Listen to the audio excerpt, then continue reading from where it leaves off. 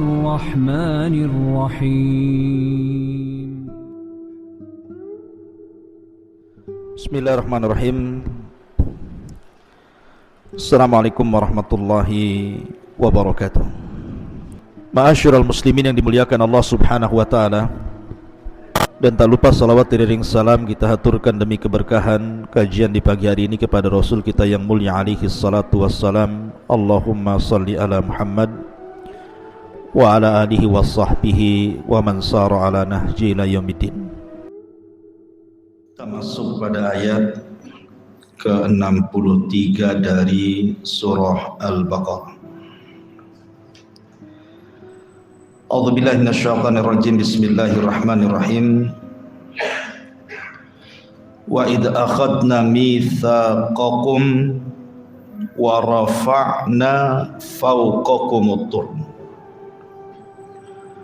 Khudhu ma atainakum biquwwatin wadhkuru ma fihi la'allakum tattaqun. Thumma tawallaytum min ba'di dhalik falawla fadlullahi 'alaikum wa rahmatuhu lakuntum minal khasirin. Dan ingatlah ketika kami mengambil perjanjian kepada kalian, maksudnya Bani Israel. Kemudian kami angkat di atas kepala kalian Bukit Tur. Kemudian Musa mengatakan, ambillah apa yang Allah telah berikan kepada kalian bikuwah, dengan betul-betul mengambil. Wadhkuru, dan ingatlah ma fihi, yang ada padanya, maksudnya amalkan yang ada padanya, la'allakum tattaqun, agar kalian menjadi hamba Allah yang bertakwa. Thumma tawallaitum, kemudian kalian berpaling, min ba'di dzalika, setelah mengambil perjanjian itu.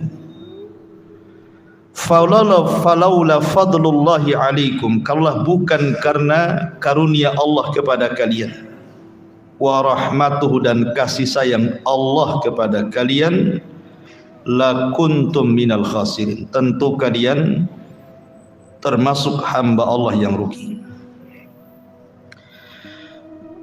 Di dua ayat ini ada satu kisah yang menarik, kisah tentang diangkatnya Bukit Tur di atas kepala-kepala Bani Israel.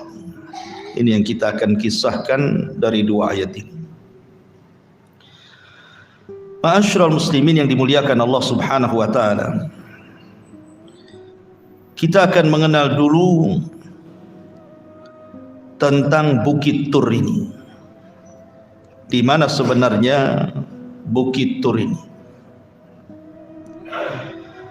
Sepakat para ulama bahwa Bukit Tur yang selalu dijadikan sumpah dalam Al-Quran itu, wattini wazzaitun wa turi sinin, adalah tempat di mana lokasi Nabi Musa alaihi salatu wassalam memperoleh wahyu Taurat. Tetapi di mana lokasinya? Menjadi beberapa khilaf dari kalangan mufassirin tentang di mana letak Tur yang diangkat di atas kepala Bani Israel itu.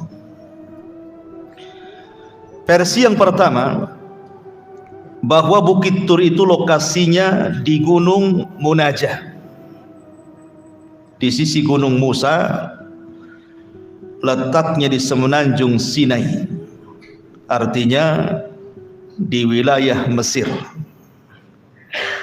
Jadi yang pertama, versi yang pertama, bahwa Bukit Tur itu ada di wilayah Mesir. Kemudian versi yang kedua, bukan, Bukit Tur itu bukan di Mesir. Maksudnya pada peristiwa yang kita akan kisahkan di sini. Tetapi letaknya di negeri Syam. di negeri Syam, atau lebih tepatnya di daerah Suriah hari ini. Disitulah ada gunung yang tandus namanya Bukit Tursina, dan itu pula yang jadi sumpah dalam surat Tin. Tetapi ada juga versi yang ketiga, bahwa Bukit Tur itu di sebelah selatan Nablus. Nablus itu daerah Palestina. Disitulah tempat Bukit Tur yang ada pada kisah yang ingin kita kisahkan di malam hari ini. Jadi ada 3 versi. Ada yang mengatakan Bukit Tur itu di mana? Di Mesir. Yang kedua di Syam, Suriah. Dan yang ketiga di Palestina. Taib. Bagaimana kisahnya? Kenapa sampai Bukit Tur itu diangkat ke atas kepala Bani Israel dan hendak dibantingkan di kepala mereka? Sebelum saya kisahkan penyebabnya, saya ingin urut sedikit. Gak masalah kita murojaah, supaya makin mungkin antum ketika menceritakan kisah Bani Israel ini. Ma'asyiral muslimin yang dimuliakan Allah Subhanahu wa taala. Ketika Nabi Musa alaihi salatu wassalam berpamitan kepada Bani Israel dan hendak mengambil undang-undang Taurat selama 30 hari. Awalnya 30 hari, tapi jadi menjadi 40 hari nantinya. Lah ketika itu Musa alaihi salatu wassalam diperintah untuk berpuasa selama 30 hari itu. Kemudian di hari yang ke-30, karena Musa akan berdialog dengan Allah, maka dia pun kemudian mengunyah daun pepohonan supaya tidak bau mulutnya. Tetapi kemudian Allah Subhanahu wa taala merintahkan untuk menahan puasanya, jangan dibatalkan. Kemudian ditambah 10 hari berikutnya, artinya jumlahnya 40 hari. Lah kita tahu bahwa ketika kepergian Musa, Bani Israel ini dititipkan kepada Harun, abangnya, juga sekali dia juga seorang nabi. Kemudian Musa pun meminta kepada Harun untuk menjaga akidah Bani Israel, karena Bani Israel ini masih terpaut akidah mereka dengan akidahnya orang-orang Mesir, menyembah berhala patung anak sapi. Maka Musa betul-betul menitipkan kepada Harun. Masalahnya Harun itu kan orangnya lembut, tidak sekeras Nabi Musa. Lah dari sini kemudian Harun tidak bisa mencegah ketika Samiri melakukan ulah, membuat patung anak sapi yang kemudian disembah oleh sebagian besar Bani Israel, dan itulah kekufuran terbesar di tengah-tengah Bani Israel, menyembah patung anak sapi, kembali dari tauhid menjadi syirik. Lah sementara Nabi Musa alaihi salatu wassalam ketika ke Bukit Saina itu membawa 70 orang pilihan. Membawa 70 orang pilihan supaya mereka menyaksikan dan orang yang pertama kali mengamalkan Taurat. Sebab kalau yang 70 ini sudah mampu dan siap mengamalkan Taurat, berarti yang lainnya akan mudah. Karena 70 orang ini kan pemimpin-pemimpinnya. Nanti tinggal dari 70 orang ini disebarkan ke masyarakat Bani Israel. Makanya sengaja oleh Musa dibawa 70 orang pilihan Nabi Musa alaihi salatu wassalam ini.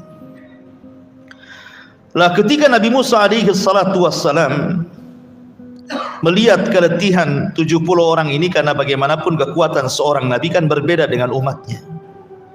Yang 70 orang ini keletihan di jalan sehingga istirahat. Nabi Musa tidak mau istirahat, dia tetap berjalan, sehingga ditinggalkanlah 70 orang ini dan akan menyusul. Lah kemudian Musa alaihi salatu wassalam ketika sampai di Bukit Saina itu, di Bukit Tur, maka kemudian Nabi Musa alaihi salatu wassalam berjumpa dengan Allah Subhanahu wa taala. Dalam kitab Perjanjian Lama Taurat gitu ya, dijelaskan bahwa ketika Allah Subhanahu wa taala menemui Nabi Musa, bukit itu dipenuhi dengan asap dan sangat menakutkan karena Allah Subhanahu wa taala akan turun dan berdialog dengan Musa. Jadi dipenuhi dengan asap bukit itu.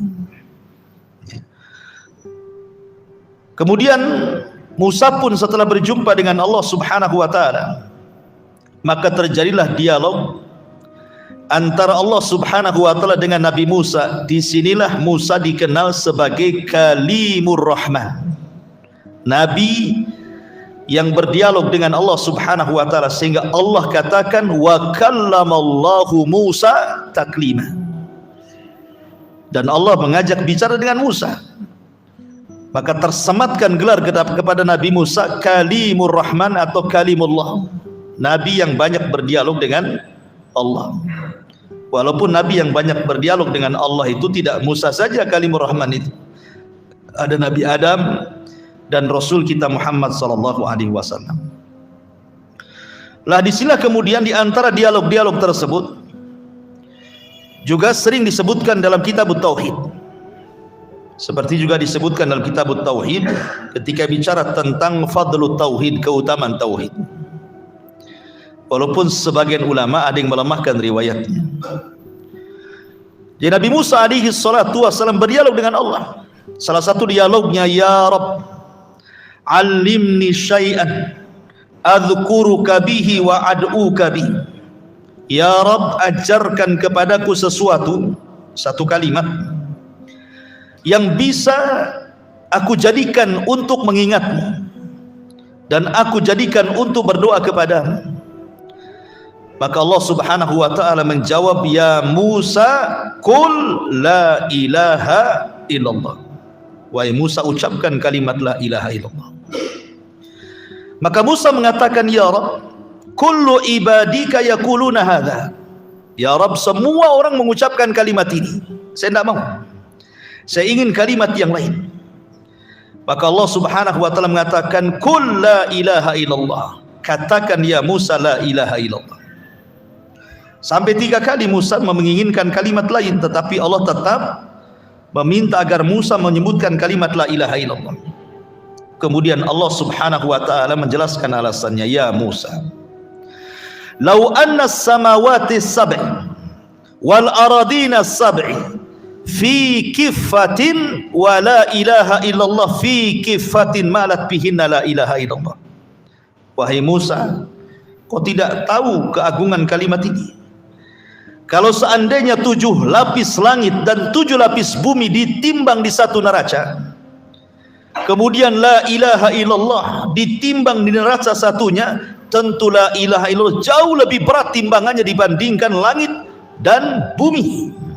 Menunjukkan agungnya kalimat la ilaha illallah.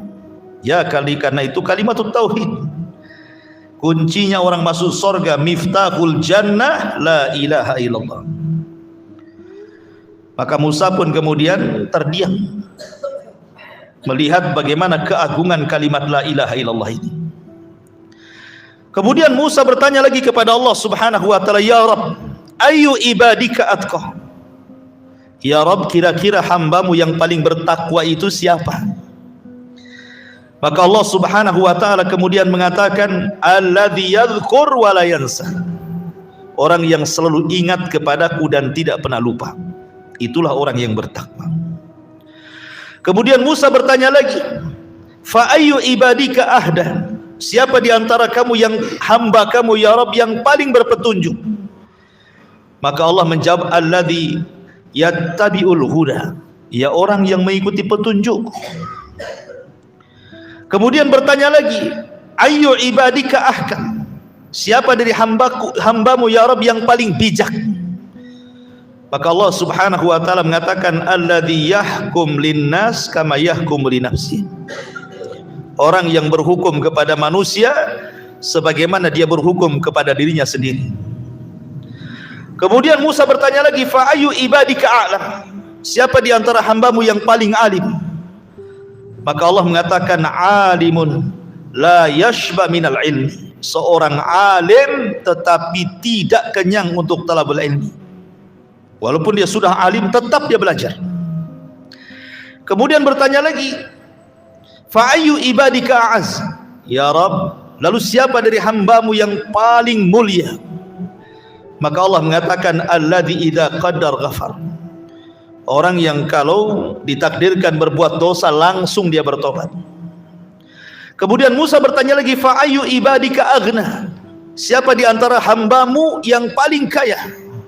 Maka Allah mengatakan, alladzi yardha bima yu'ta. Orang yang ridha dengan apapun yang diberikan Allah kepadanya.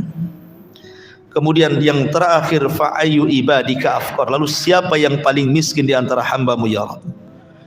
Maka Allah mengatakan, sahibu mangkus. Orang yang selalu kurang, kurang dan kurang. Nah, itulah orang miskin. Walaupun kaya masih kurang, miskin dia, ya kan?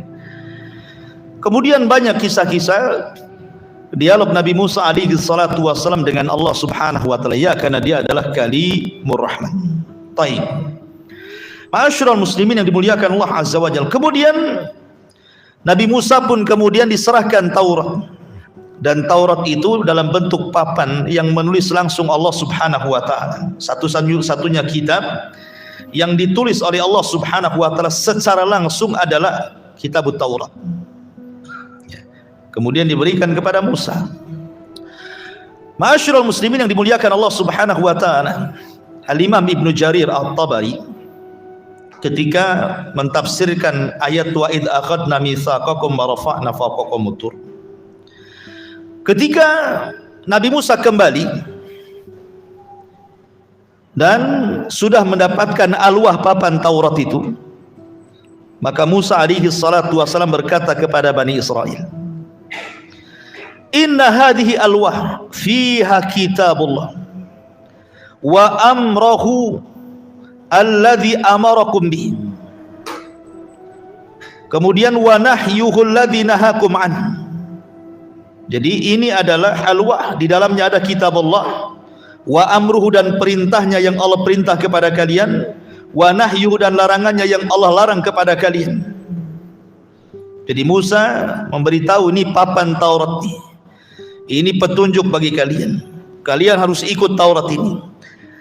Dan aku pastikan kalau kalian ikut Taurat ini, maka selama ini perjalanan lelah kita dari Mesir, kemudian sekarang kita terperangkap di Bukit Saina, di tanah linglung ini, Arduti, maka aku janjikan, aku pastikan kalau kalian mengikuti isi Taurat ini, maka kita bisa membebaskan Baitul Maqdis. Kemudian Nabi Musa alaihi salatu wassalam menyebutkan janji-janjinya kalau betul-betul Bani Israel itu mau memegang Taurat, maka mereka akan diberikan apapun keinginan mereka dari urusan dunia, sebagaimana disebutkan di dalam surah Al-Maidah ayat 65-66, di mana Allah subhanahu wa ta'ala mengatakan, walau anna ahlal kitabi amanu wattaqau lakafarna anhum sayyiatihim wala adkhalnahum jannatin na'im walau annahum aqamut tawrata wal injila wa ma unzila ilaihi min rabbihim la akalu min fawqihim wa min tahti arjulihim minhum ummatun muqtasidatun wa katsirum minhum sa'a ma ya'malun. Dan sekiranya ahli kitab itu, maksudnya Yahudi dan Nasrani, mau beriman dan bertakwa, niscaya kami hapus kesalahan-kesalahan mereka, dan mereka tentu kami akan masukkan ke sorga-sorga yang penuh dengan kenikmatan. Dan sekiranya mereka sungguh-sungguh menjalankan hukum Taurat dan juga Injil dan juga Al-Quran tentunya yang diturunkan kepada mereka dari Tuhannya, niscaya mereka akan mendapatkan makanan dari atas mereka dan dari bawah kaki mereka. Artinya betul-betul kalau mereka mau berpegang dengan Taurat ini, maka apapun yang mereka hajatkan dipenuhi Allah. Itu janji Nabi Musa, ya. Kemudian dalam ayat yang lain, dalam surah Al-Maidah ayat 12-nya, Allah mengatakan, walaqad akhadallahu mitsaqa bani Israil wa ba'atsna minhumul 12 naqiba wa qala Allah inni ma'akum la in aqamtumus salata wa ataitumuz zakata wa amantum birusuli wa azzartumuhum wa aqradtumullaha qardan hasanan la ukaffiranna ankum sayyi'atikum wa la udkhilannakum jannatin tajri min tahtiha al-anhar faman kafara ba'da dzalika minkum faqad dhalla sawa'as sabil. Dan sungguh Allah telah mengambil perjanjian dari Bani Israel dan kami telah mengangkat 12 orang pemimpin di antara mereka. Dan Allah berfirman, aku bersama kalian. Sungguh jika kalian melaksanakan salat, menunaikan zakat, beriman kepada Rasul-Rasulku, dan kamu bantu mereka dan kamu pinjamkan kepada dengan pinjaman yang baik, pasti akan aku hapuskan kesalahan-kesalahanmu dan pasti akan aku masukkan ke dalam sorga yang mengalir di bawahnya sungai-sungai. Tetapi barang siapa yang kufur setelah itu, maka sesungguhnya dia telah tersesat dengan dari jalan yang lurus. Artinya, singkat cerita, Musa memberikan alasan kepada Bani Israel dengan iming-iming, kalau kalian memegang Taurat ini, saya pastikan kita akan bisa merebut Baitul Maqdis. Saya pastikan kalian akan diberikan nikmat yang banyak, diberikan nikmat dunia macam-macam. Artinya, janji seorang nabi itu bukan main-main, bukan jurkam seorang nabi itu. Ya, lain kalau janji-janji anggota dewan ya. Sebelum dipilih macam-macam tuh janjinya, ya kan? Janji seorang nabi beda, ya. Janji seorang nabi itu dari Allah langsung, artinya bukan main-main. Subhanallah ikhwan, Bani Israel kan sudah enak tuh, akan mendapatkan macam-macam dari dunia dan akhirat tuh. Dihapuskan dosanya, dunia dapat, macam-macam dapat. Tiba-tiba mereka mengatakan kepada Nabi Musa alaihi salatu wassalam, ketika Nabi Musa alaihi salatu wassalam menampakkan Taurat, papan Taurat itu, apa kata Bani Israel? Kalau gitu lihatkan Taurat itu kepada kami, biar kami baca dulu. Kalau seandainya hukum-hukumnya mudah, kami siap. Kalau seandainya hukum-hukumnya sulit, mikir-mikir. Itulah Bani Israel. Jadi mereka melihat dulu, kalau seandainya perintahnya mudah, larangannya tidak sulit untuk ditinggalkan, kami siap mengikuti Taurat. Tapi kalau seandainya sulit, mikir-mikir tuh. Maka Musa alaihi salatu wassalam marah. Kemudian Musa mengatakan, kalian harus menerima apa adanya. Apapun yang tercantum dalam Taurat itu, mau perintah mau larangan, laksanakan. Jangan banyak alasan. Tetapi mereka mengatakan tidak. Kami tidak akan melaksanakan apa yang kamu inginkan, tapi kami melaksanakan apa yang kami inginkan. Kurang ajar Bani Israel, ikhwan. Ma'asyiral muslimin yang dimuliakan Allah Azza wa Jalla. Dari sini kata Abdullah bin Abbas radhiyallahu anhuma, maka Allah Subhanahu wa taala mewahyukan kepada Musa untuk memerintahkan malaikat mencabut gunung Tur. Akhirnya gunung Tur ini betul-betul dicabut. Kemudian setelah dicabut, dilayangkan ke atas kepala mereka. Jadi sekarang bukit itu ada di atas kepala mereka. Kemudian malaikat yang lainnya membawa api dan berada di depan mereka. Kemudian malaikat yang lainnya membawa lautan di belakang mereka. Mau kemana nih? Depan api, belakang lautan, atas gunung. Enggak stres? Mau lari kemana? Kalian nggak mau juga menerima Taurat katanya. Masya Allah ikhwan, Bani Israel masa harus seperti ini? Baru mereka mau mengamalkan Taurat. Jadi kesannya imannya dipaksa, kan gitu ya? Kesannya ini kan pemaksaan ini. Tetapi memang begitu Bani Israel. Masalahnya ikhwan, peristiwa-peristiwa aneh itu sudah berlaku kepada mereka. Jadi mereka itu membangkang, kemudian turun mukjizat, tobat lagi, bangkang lagi, turun mukjizat, terus seperti itu. Artinya bahwa mereka tidak tobat-tobat.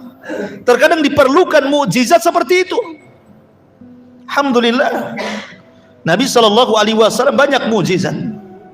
Tapi Nabi SAW tidak pernah kemudian mengancam orang-orang musyrik, kalau kalian tidak beriman dibanting nih gunung ini, kan tidak ada. Bahkan pernah terjadi di Taif, tapi Rasul menolaknya. Kan pernah terjadi itu.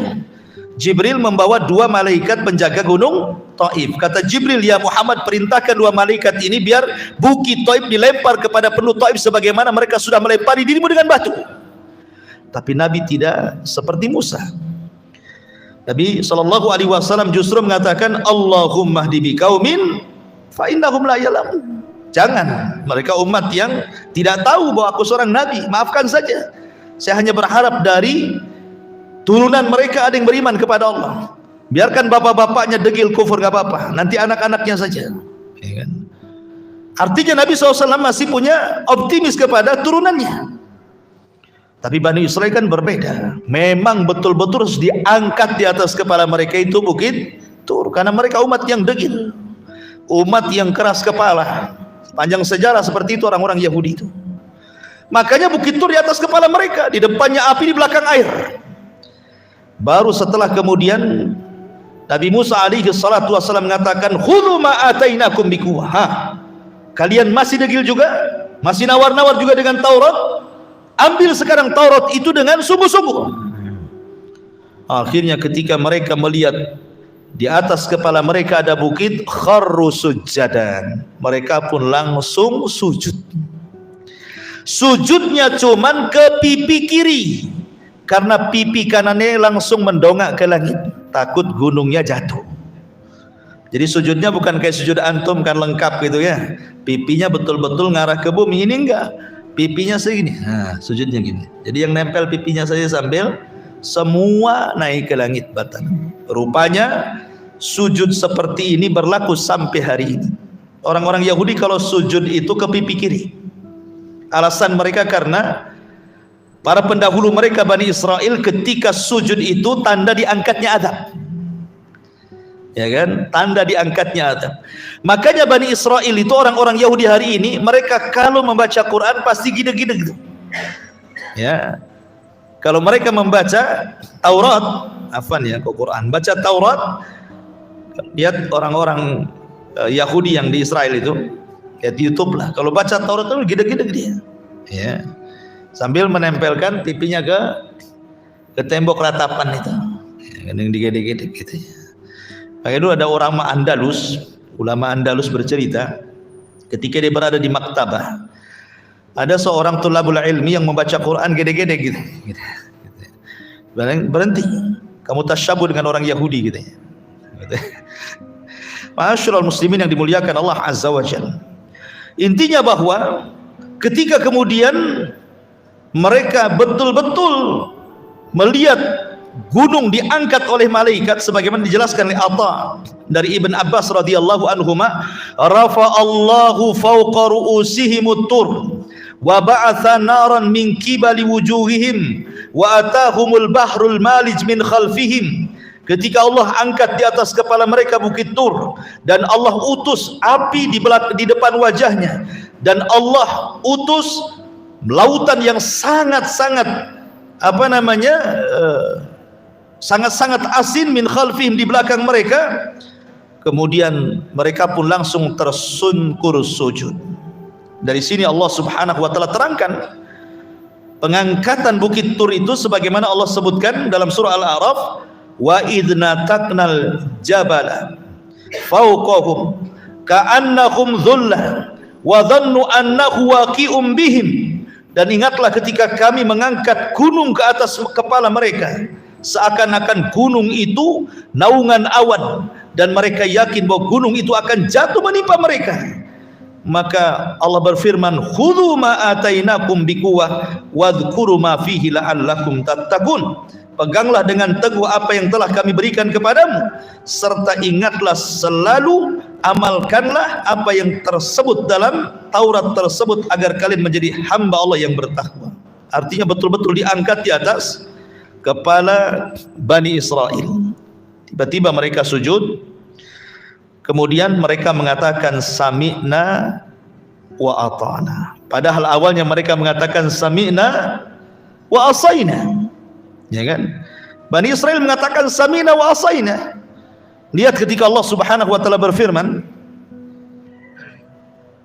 wa idh akhadna mitsaqakum wa rafa'na fawqakumut tur, dan ketika kami ambil perjanjian bersama kalian, kemudian kami angkat di atas kepala mereka bukit Tur, khudhu ma atainakum, ambillah apa yang telah kami berikan kepada kalian dari Taurat ini bikuat dengan sungguh-sungguh, wasma'u, dan dengarkan.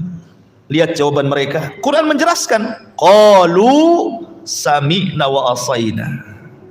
Ya, kami dengar wahai Musa, tapi kami maksiat. Itu pada awalnya, bukit belum di atas kepala. Mereka mengatakan sami'na wa asaina itu.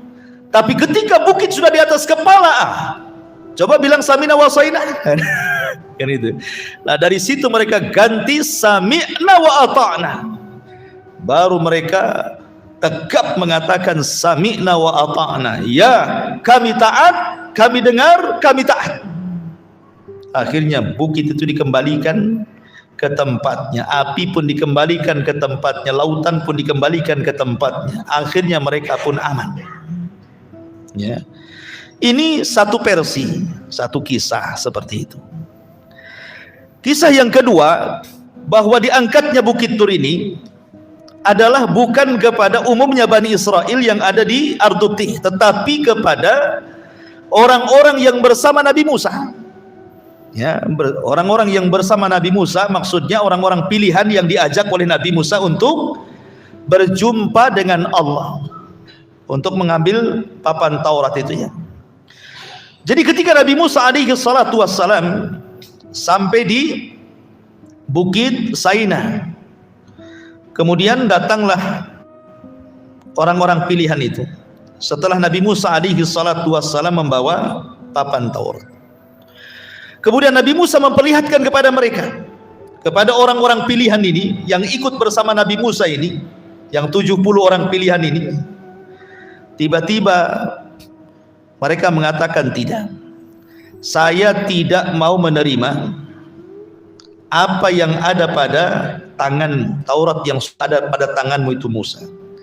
Tetapi kami ingin melihat secara langsung, mendengar secara langsung dari Tuhanmu. Sekarang perlihatkan dulu Tuhanmu. Kami tidak akan beriman dengan Taurat itu sampai kau perlihatkan kepada kami Tuhanmu. Sehingga mereka mengatakan, lan nu'mina laka hatta narallaha jahra. Kami tidak akan beriman kepada papan Taurat itu sampai kami melihat Allah, katanya. Apa yang terjadi? Fa akhadatkumus sa'iqah. Datang halilintar menyambar 70 orang itu, mati semua. Setelah mati Allah hidupkan kembali. Setelah Allah hidupkan kembali, Musa mengatakan, sekarang kau sudah dimatikan oleh Allah, sekarang Allah hidupkan ini, ada kesempatan, sekarang ambil Taurat. Gak mau juga. Mereka mengatakan, tidak, kalau engkau matikan semua Bani Israel, bukan hanya kami saja kemudian dihidupkan, kami baru mau, katanya. Bani Israel ini memang degil kan. Otak batu, katanya. Akhirnya kemudian karena mereka tidak mau juga mengambil Taurat, dari situlah Nabi Musa alaihi salatu wassalam memerintahkan malaikat untuk mengangkat bukit Tur di atas kepala mereka. Mau ambil Taurat atau mau bukit itu mengenai kepala-kepala kalian. Baru setelah itulah akhirnya kemudian mereka pun bertobat, sujud, tapi sujudnya tadi hanya pipi kiri saja, pipi kanannya sambil nengok bukit karena takut ditimpa bukit. Seperti itulah kisah tentang bukit Tur di atas kepala Bani Israel. Maka Allah Subhanahu wa taala mengatakan, "Tsumma tawallaitum min ba'di dzalik." Subhanallah.